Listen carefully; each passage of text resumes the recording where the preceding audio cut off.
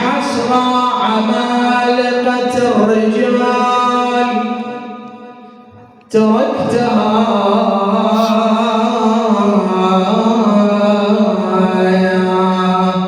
يا أيها اللاهوت أي عظيمة. الله يحفظه مهدي جناح الكاظم على هذه الآيات. يا أيها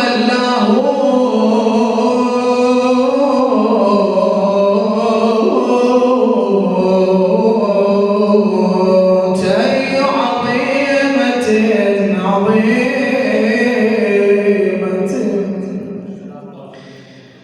ما مكنتك رقابها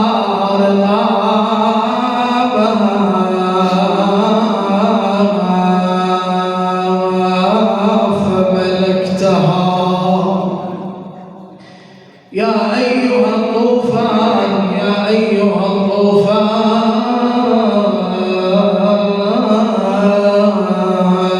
أي سفينة للعقل تستقصيك ما أغرقتها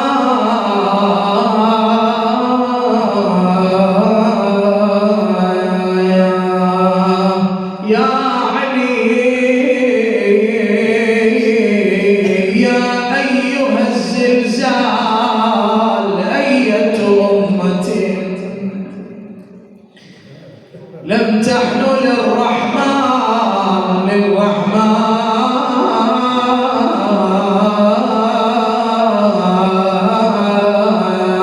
ما أحنيتها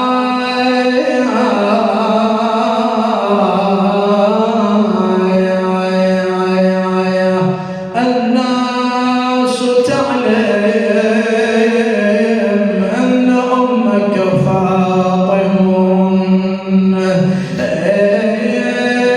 كيف التي ولدتك أنت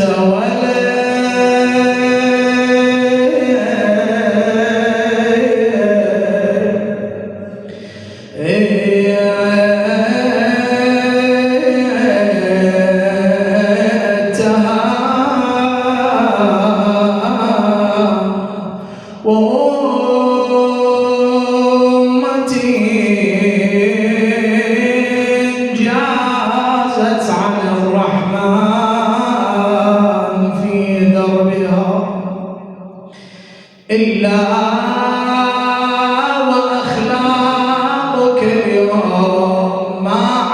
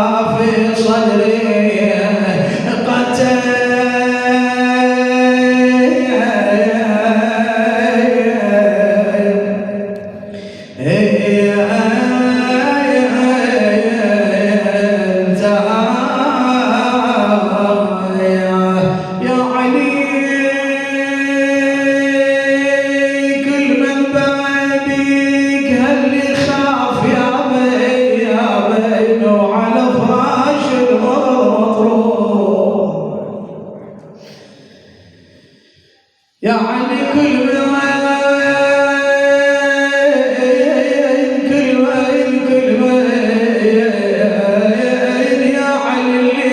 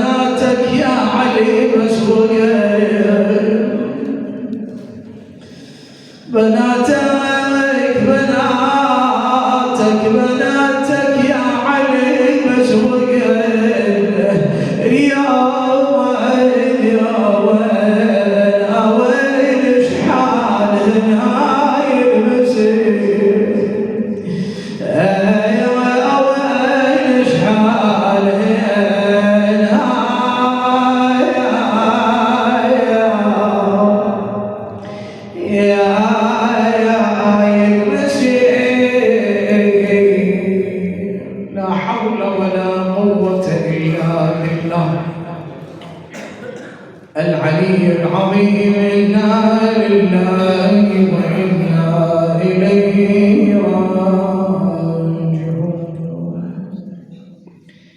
من كلام لمولانا أمير المؤمنين عليه السلام وهو يخطب على منبر مسجد الكوفة، قال: أيها الناس سلوني قبل أن تفقدوني. فقام إليه رجل من أقصى المسجد يتكئ على عصا له ويتخطى رقاب الناس. قال: يا أمير المؤمنين، دلني على عمل إذا عملته نجاني الله من النار. قال: اسمع أيها السائل ثم افهم ثم استيقظ. قامت الدنيا على ثلاث: عالم مستعمل لعلمه، وغني لا يبخل بماله عن عباد الله، وبفقير صابر. فإذا كتم العالم علمه وبخل الغني بماله ولم يصبر الفقير، فعند ذلك الويل والثبور. فعندها يعرف العارفون بالله أن الدار عادت إلى بدئها، أي الكفر بعد الإيمان. أيها السائل، لا تغرنك كثرة المساجد وأجساد أقوام أجسامهم مجتمعة وقلوبهم شتى. قال: أحسنت يا أبا الحسن يا أمير المؤمنين، ولكن كيف يعرف المؤمنون في آخر الزمان؟ قال: أما الناس فثلاث: فزاهد وصابر وراغب. فأما الصابر هو الذي لا يفرح، فأما الراغب فالصابر والراغب والزاهد. فأما الزاهد هو الذي لا يفرح بشيء قد أتاه ولا يحزن عن شيء قد فاته. وأما الصابر هو الذي يتمنى بقلبه، وإذا جاء إليه أعرض عنه بنفسه لعلمه بسوء عاقبة الأشياء. وأما الراغب فهو الذي لا يبالي إن أصاب من حل أو حرام. ثم اختفى الرجل فبحث عنه الناس، فتبسم الإمام وهو على المنبر. قال: ما لكم أيها الناس تبحثون عن الرجل؟ إنه هو أخي الخضر. اللهم صل على محمد وآل محمد. جاء من موعظة الإمام أمير المؤمنين صلوات الله وسلامه عليه. الإمام كان يخطب على مسجد الكوفة وهذه الدلالة على دلالة إعجاز الإمام صلوات الله وسلامه عليه. لقد بين الإمام صلوات الله وسلامه عليه نقاط كلش مهمة لا بد لنا من الالتفات إليها. إن معرفة الدين وفهم الدين أفضل من تطبيقه بلا معرفة وبلا فهم. إلى الآن وصلنا من بعد كذا 1000 سنة بعد الإسلام وبعد رحيل النبي الأكرم صلى الله عليه وآله وسلم، إلى الآن لم نفهم شيء من الإسلام. يعني صورنا الإسلام أنه أشياء بعض الطقوس العبادية اللي نقوم بها وفرغناها من محتواها. يعني مثلا الآن الناس لما تسألهم بخصوص عموم المسلمين، يعني مو التشيع قليل هذا الشيء، عموم المسلمين عندما تسألهم عن أي شيء وأفضل الأعمال في هذه العشر الأواخر من شهر رمضان، يقول لك هو العمرة، الذهاب إلى بيت الله الحرام. نعم، لذلك تشوف الناس كالسيل الآن، كالسيل هم منجذبون إلى بيت الله الحرام. وتشوف الآن تذكرة الطيران غالية، تذكرة الفنادق غالية، وكلما اقتربت أيام النهاية من شهر رمضان ازدادت الأجرة، أجرة الفنادق، وكأنه الله سبحانه وتعالى لا يعبد إلا من حيث أن يذهب الإنسان إلى بيت الله الحرام. هذا طبعا نصير يقول له تعال أنت شو تسوي رايح هاي العشر الأواخر؟ قال هذا أفضل شيء الاعتكاف. شوف الفهم مال الدين الخاطئ عندنا، هي أفضل شيء صحيح، لكن أكو نسبية، أكو قضية نسبية. أفضل شيء هو الاعتكاف في هذه العشر الأواخر في شهر رمضان في الكعبة المشرفة. يقول له أنت رايح هوى النفس ورايح قربة إلى الله. طبعا يقول لك قربة إلى الله، لكن لما نتفتش في الحقيقة هو هوى النفس. أنا بشتهي أريد أروح إلى بيت الله الحرام، إذا شهر واحد أنت جاي تقول لي أنا أريد أعبد الله سبحانه وتعالى، وعندك في تصوراتك العبادة لا تكون إلا أن تذهب إلى بيت الله الحرام وتحجز غرفة قريبة على مطلة على الحرم المكي، يلا تقدر تعتكف. أنت اللي تقول لي أنا مشتهي هاي واحد، بس أنت لا تصور لي تقول لي أفضل العبادة أن يذهب الإنسان. يعني شنو دليلك؟ قالوا النبي صلى الله عليه وآله وسلم يقول العمرة في شهر رمضان تعدل حجة معي، تعدل حجة. يقول له هسه أنت تفرد، احنا ليش بنخلي أقدامنا على قاع مو رخوة، على قاع صلبة؟ حتى العبادة شوي خلينا نصححها. نقول له أنت رحت بناء على قول النبي وبناء على شهوة. طبعا هو راح يقول بناء على قول النبي، بس هي الحقيقة شهوة. أنا ودي أروح هذه الأيام في شهر رمضان إلى حج بيت الله الحرام. قلت لك شهر ما نعلم قضية، بس أنا راح أحاججك بقضية كأنما تتبع سنة النبي صلى الله عليه وسلم. زين، شنو دليلك؟ قال أنا دليلي الحج عمرة في شهر رمضان. قال النبي صلى الله عليه وآله عمرة في شهر رمضان تعدل حجة شنو؟ معي. نقول له إذا أنت تريد ثواب، ليش ما ندليك على عمل تحصل فيه أكثر من الحجة وأكثر من العمرة في شهر رمضان؟ يقول لا أنا أريد أروح إلى بيت الله الحرام. إذا أكو شهوة قادته، أكو شهوة اللي حركته. وإلا أكو حديث آخر النبي صلى الله عليه وآله وسلم يقول أنا وكافل اليتيم شنو؟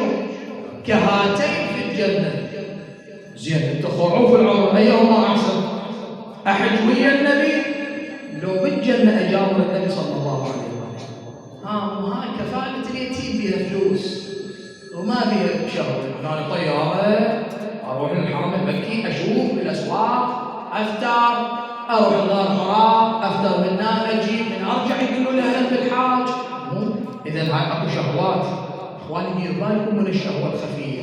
حتى الدينار اللي نطلعه أكو ترى تحت شهوة. ليش دائما صدقة السر مفضلة على كل الصدقات؟ تخلص من الشهوة الخفية. ناس قاعدين قالوا والله فلان مريض خلينا نجمع له، حط ال 5 فشلس، يقولوا هذا 5000 يوم 10 أشوف الله الوالد مشتاق يكون أنا أعطي أعلى من العدو. هو شيء جميل أن تعطي أعلى، ليش؟ ما تكسب الأجر، بس المشكلة صارت تحتها شهوة. ليش دائما تخليها صارت هو من هو المقابل؟ أنت شوف المقابل هذا اللي أنا اليوم أرد أسوي هاي أعوفها الله سبحانه وتعالى وأرد أخلي المقابل، أرد أخلي شيخ حيدر قدامي. هو شنو قيمته شيخ حيدر قبال الله سبحانه وتعالى؟ هو ما إلى قيمة قبال المجتمع، مو قبال الله سبحانه وتعالى. إذا أنا من أريد أعمل عمل معين ما أخلي واحد قدامي، أخلي وجه الله سبحانه وتعالى.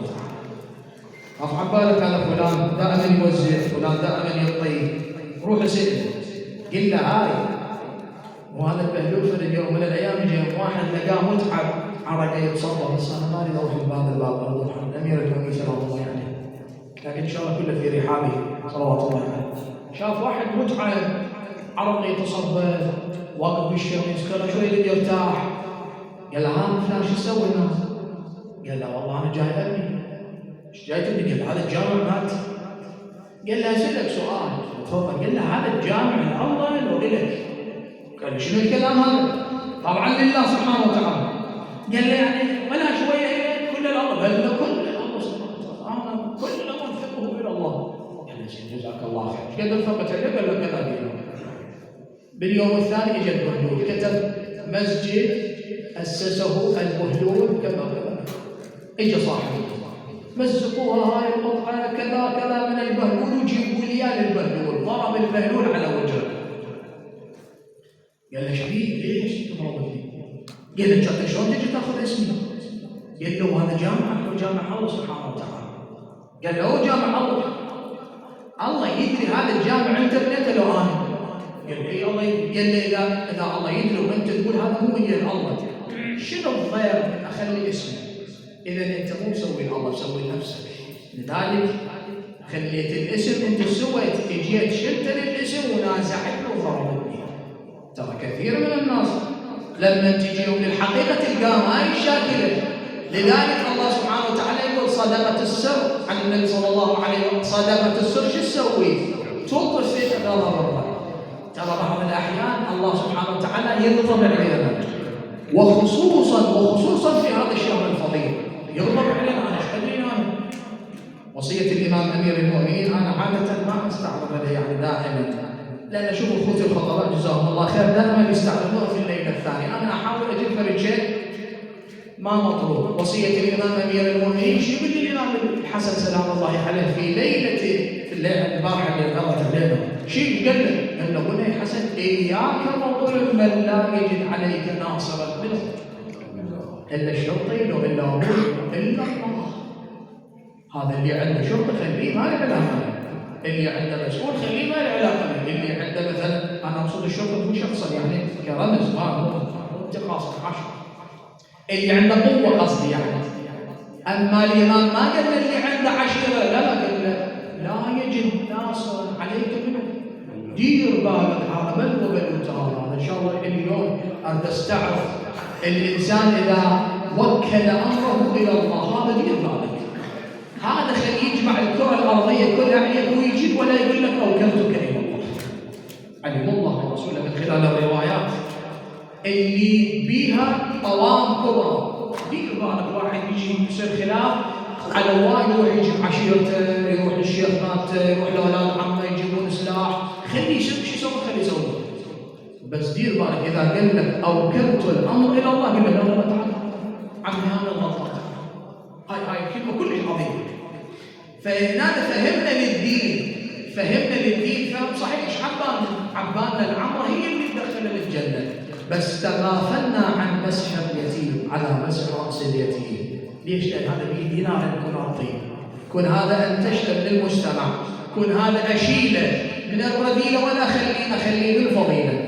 عندنا مدرسه الان بالنجف الاشرف يرعاها على ما اعتقد اسمها مدرسه مو البديل، على كل حال يرعاها مكتب الشيخ بشير الله يحفظه المرجع، الشيخ بشير النجف. واكو مؤسسه للسيد الحكيم ومؤسسه الحي، اكو مؤسسات كثيره، لكن اضرب لك مثال واحد. هاي المدرسه بيها تقريبا 2400 طالب بس ايتام. هذا ياخذون تجي السياره الصبح الساعه 6 الصبح. شوف هذا ميزان علي بن ابي طالب سلام الله عليه.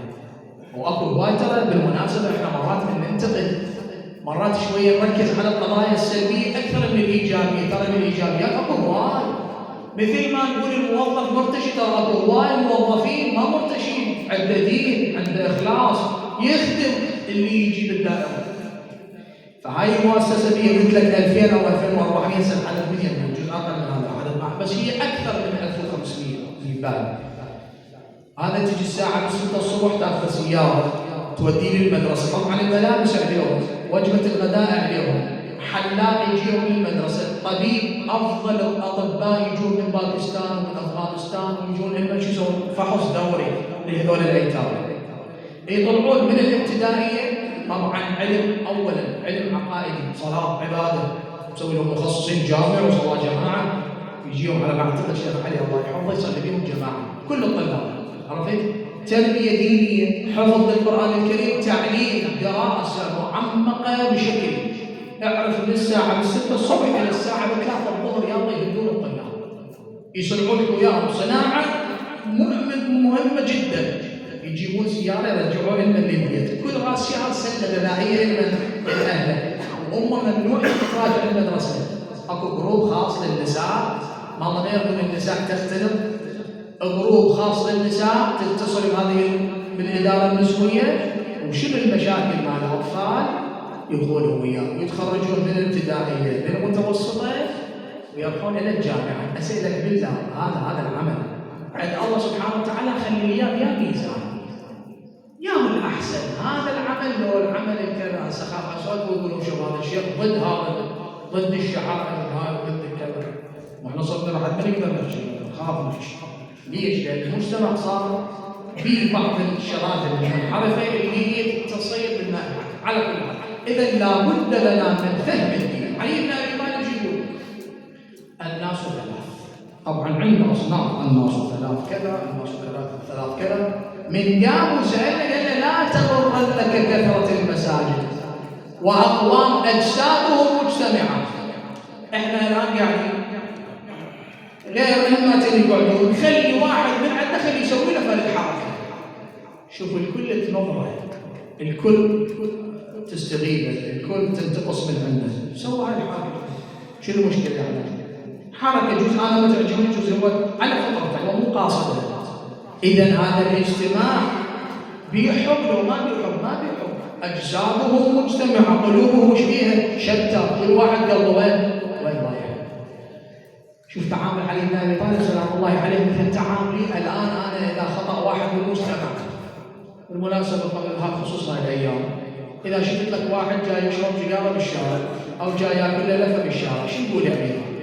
كذا ما كذا من عندنا. قبل كم يوم في المستشفى، بعد المستشفيات سمعت اثنين، واحد وصف الثاني يقول له ناس كذا ما كذا من عندنا، ناس ما عندها دين. لا يا بفهمني شنو القضية؟ قال هذول يشربون شاي وفاطين. أنا التفتت لهم واشتركت وياهم بالكلام، قلت له ما تعتقد هذول مرضى؟ قال يصبون كلهم احنا باب المستشفيات. قلت له ما تعتقد انه مرضى؟ قال هذول كلهم مرضى. ما تعتقد هذول محافظات والافطار عليهم يعني واجب؟ قال والله لا مو كلهم محافظات. قلت له انت ليش ما تبرر؟ انت ليش ما تسوي مثل ما سوى علي بن ابي طالب سلام الله عليه؟ شوف تعاملنا مثل تعامل علي ولا لو رأسا نصيب الظن بالآخرين. أمير المؤمنين جاء يمشي، شاف 5 6 قاعدين، شافوا جاي ياكلون. أمير المؤمنين وقف، لا شتمهم، لا قال لهم انتم ليش فاطير، ولا قال لهم كل واحد ايش عرضه. شايفين ما بعض الأحيان ايش عرض الواحد الفاطر، ما قال لهم على ابن أبي طالب. أول ما قال السلام عليكم وعليكم السلام، قال لعل القوم يهود. قالوا له لا مو يهود. إذن هاي الصفة الأولى راحت على عبالين مثلا الوعلاء يهود، مو صيام عليكم واجب. قال لعلكم نصارى. قالوا له لا هم نصارى.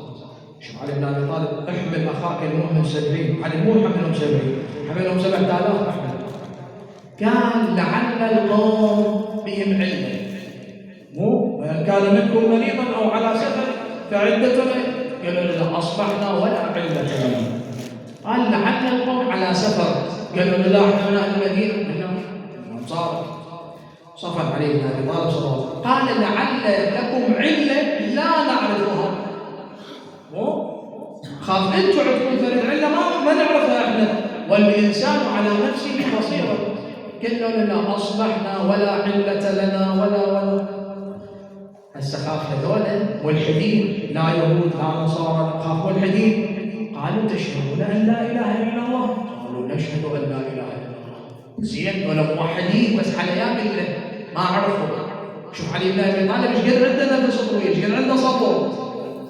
قال وتشهدون ان محمدا رسول الله؟ قالوا لا احنا وقفت الله، احنا نشهد ان لا اله الا الله لكن محمد ما نشهد. شو علي بن ابي طالب سوى؟ قال ان اقررتم عفوت عنكم، اذا قريت الان وقلت لا احنا خطئانين ونستغفر الله ونشهد ان لا اله الا الله وان محمدا رسول الله، ان اقررتم عفوت عنكم والا اقتصصت. قال لولا انت رب النار، انت رب النار وذول المجموعه وبكيفك شو تسوي سوي. قال راح امهلكم شويه تداشون امركم، مو رقصه تقيم عليكم الحد. شوف علي بن ابي طالب وين، شوف اني وين، مو انتم ان شاء الله كلكم اتباع وماشيين على سيره علي بن ابي، لكن انا من اشوف واحد بهالسلوكيات رقصا احكم عليه لو لا اشوف له محافل. الامام سلام الله عليه وسلم صاح الشرطه الخميس قالوا تعالوا هذول راح اعاقبهم، بس شوف العقاب مال علي سلام الله عليه، ما اخذ وسط وقطع راسه، حفر حفره ثانيه بصفها ففتح فجوه بينهم. شنو السبب؟ ليش علي بن ابي طالب ارتكب هذا العقاب؟ اولا ما يجي يقتله مباشره، وترى احنا نقتل بعض الناس لما تيجي وتهين لك واحد من المجتمع انت تقتله بس ما ندري. شايف؟ انا جزء قاتل، انا جزء الله قاتل، ما اعرف اضع بالك والله ما عندي كذا، لا جزء قاتل. حفر الحفره ما يجي يمهلهم، ما يريد راسا يقلب عليهم العذاب والقصاص، ما الله بلكي شويه يرجعون الى رشدهم. حفر حفره اوجر بها النار، قام يطب الدخان اللي يطب له فجوه يقول هاي بلكي شوي يروحون بلكي ما صارت هذه القضيه الى ان ماتوا في هذه الحفيره. شوف علي بن ابي طالب، بس انا من استغربت القصه اجل 5 دقائق، طبعا 5 دقائق او اكثر. شوف علي بن ابي طالب من وقف قدامهم ايش قد امهلهم، ايش قد اعطاهم وقت. انا اطلقت للناس، انا لما يجيبوا لي افلام صارت عنده هيك حادثه ابنه هيك سوى راسا اقول هذا تربيته ما فيها حار، هو البعيد كذا ما كذا، لو اقول لا جوز الرجل رباه بس ابنه صديق سوء حرام، او جوز هذه القضيه لا مو صحيحه. خلينا نشوف، نروح نسال ابو فلان عم اسمعنا ايش سالفه عليه، هذا صدوق كذي يقول لنا عندنا هاي ولا هو هذول عاده، هو هذا ابوه خواله عمامه اجداده هم كلهم هذول هيك. بس هيك نحكم نقول لا ناس طيبين، بس الانسان اذا انفلت من العائله مو معناه العائله كلها زين. فلا بد لنا من السير على نهج علي، مو في العباده الشكليه، نجي العباده الحقيقيه، مو في ال100 ركعه. ال100 ركعه اذا ما تقربني الى نهج علي بن ابي طالب اتركها فتروح. سوره العنكبوت اللي اليوم نقراها اذا ما اشوف مفاهيم او مضامين اتركها لتقراها. زياره عاشوراء اذا ما تجسد عنده الروح الجهاديه اللي ضحى من اجلها الحسين سلام الله عليه اتركها للزورها. اما اذا قربتني لا روح بها. اما اذا بنيه التعلم اروح، انا منحرف بس خلي اقرا القران، ملكه الله يهديني تعال اقرا القران. اما اذا يعرف جحدوا بها واستيقنتها انفسهم، لا هاي العباده شو تصير؟ تصير عباده شكليه. لذلك علي بن ابي طالب في مثل هذه الليله وحده من وصايا الله بالقران. شنو يعني الله نجلده ونحافظ عليه؟ لا مو هذا قصد علي بن ابي طالب. الله بمضامين القران، الله بالايتام، وكانه الايتام من الضرب. انا كاتب شو اسوي؟ ليش؟ هذا بلاء نزل على راسه، شو يسوي اذا كل واحد من عندنا شويه يعوق على يتيم من الايتام، وما اكثر الايتام في حضرتنا الان. طبعا بالمناسبه اليتيم قسمين، اكو واحد يتيم الابوين واكو واحد يتيم الدين، دين ما عنده، وهذا يتيم الاخلاق بل وبلوته. فلا بد لنا من رعايه الايتام بكلا الصنفين، هم يتيم الابوين وهم يتيم اللي ما عنده دين كن نجيبه يمني، اللي ما عنده أخلاق كن نجيبه يمني. علي بن أبي طالب صلوات الله وسلامه عليه أصبح متجسدا لهذه الأفكار. في أحد الشعراء خاطب أمير المؤمنين سلام الله عليه يقول: زينة الدنيا قلت مال وبنين وأنا مفلس يا إله مثلي. ايش حدنا غير على النبي الأمام صلوات الله. زينة الدنيا قلت مال وبنين وأنا مفلس يا إله مثلي، يا إله مثلي أنا أفلست. زين من دنيا يبد ما حصلت، بس مصايب سوء فيها بغربت، وعام خص من عام قضيت السنين، عام خص من عام قضيت العمر، ومن عمر بلواي مللت الصبر. تاه عقله وقمت امشي بلا فكر، حتى اخوي يتبرى ويقول لي وين، حتى اخوي يتبرى وانكر خوته، والصديق وياي انكر صحبته. وين حامل جاه اريد انفزعته، انا وحده وغيره ما عندي محيط، وانت عينت يا حيدر ما يدري وما يهبط راسه الواحد من الجاه سبيت زينب وذيك الهزل. هي تبرد قضيبي وبطل النلولي، تبرد قضيبي يا حماي الحمد، وكنت توقف لسند بالموسم. انا لا يدبيك واطلب مرحمه، وانت ترحم كل ذي عنده يقين. انا روحي وقلبي ولساني الك، واللي يبغضك يا علي ريت يهلك. انا اعرف بيك وادرك منزلك، ما يرد لك طلب رب العالمين. شلون يرد لك طلب انت يا وليد؟ واحنا بالشدات نصرخ، واحنا بالشدات نصرخ. هاي شده وكون اريد تحلها، هذا يومك يا امير المؤمنين.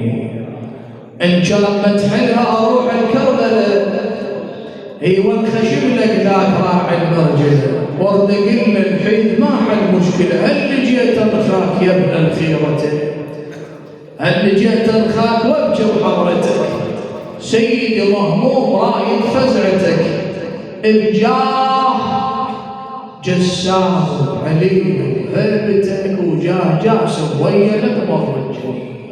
زينة الدنيا قلت معلومة. هذا علي بن ابي طالب سلام الله عليه. أبا الحسين وتلك أربع كلية، وكلاهما بالرائعات غني. آلاؤك البيضاء طوقت الدنا، ولها على ذنب الزمان ديون. الصبح أنت على المنابر نغمة، والليل في المحراب أنت أنين. تكسو وأنت قطيفة مرضوعة، وتموت من جوع وأنت بطيء. هذا علي بن ابي طالب اللي ما اخذنا من عنده بالسر سيد. هذا علي بن ابي طالب يقول: والله ما تأوهت في يوم رزقت به كما تأوهت للأيتام في الصبر. هذا علي بن ابي طالب اللي كان ينحني على الارض ويضع الاطفال على ظهره. ليش سيدي انت ظهرك ماكو اشرف من ظهرك مولاي ابا الحسن، وماكو احسن من ظهرك. ليش؟ ليش ما اسوي هذا؟ ليش كان علي بن ابي طالب يدخل الى الزهراء: هل انت محتاج الى شيء يا بنت رسول، تحتاجين شيء؟ هسه واحد يقول لي عن الزهره ترى حتى ويا ام سلمه سواها، ويا فلانه ويا فلانه ويا ام البنين، كان غايه في الاحترام مع زوجاته علي بن ابي طالب سلام الله عليه. تدري علي بن ابي طالب كان يمشي بالطرقات وينظف الازقه والطرقات، علي بن ابي طالب وهو الحاكم. إذا شنو السلوك اللي أخذناه من علي بن أبي طالب؟ بالمناسبة خلي كل مشكلة تصير عندنا خلي نرجع لعلي بن أبي طالب، نشوف هاي علي بن أبي طالب شنو خلينا نمشي. والله إن فعلنا هذا الفعل لجونا ورب الكعبة. وكل واحد إذا يرجع لعلي بن أبي طالب بالصغيرة والكبيرة يستحق أن يقول في آخر لحظاته فزت ورب الكعبة. لكن علي بن ابي طالب في مثل هذه الليله مسجى على فراش المنيه، بنو هاشم كلها يمه، صاح الطبيب، الامام يحتاج الى لبن، خرج الامام الحسن سلام الله عليه واذا بالايتام واقفه بالازقه والطرقات. هذا ابونا علي بن ابي طالب، كل واحد نخلي له الركوه على راسه ويصيح: هذا ابي امير المؤمنين، هذا اللبن الى ابي امير المؤمنين. الإمام أمير المؤمنين سمع أصوات، قال له بني حسن ما الخبر؟ قال له سيدي